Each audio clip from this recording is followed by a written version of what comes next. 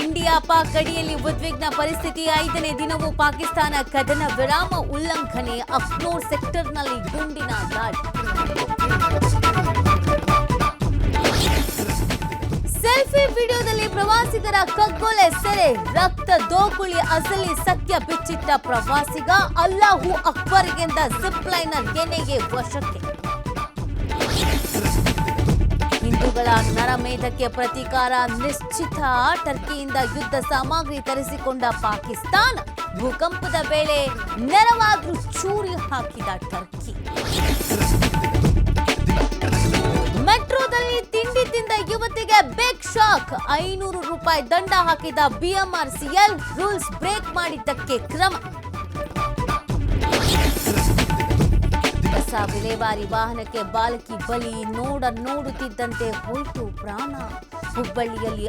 ಅಪಘಾತದ ದೃಶ್ಯ ಸಿಸಿಟಿವಿಯಲ್ಲಿ ಸೆರೆ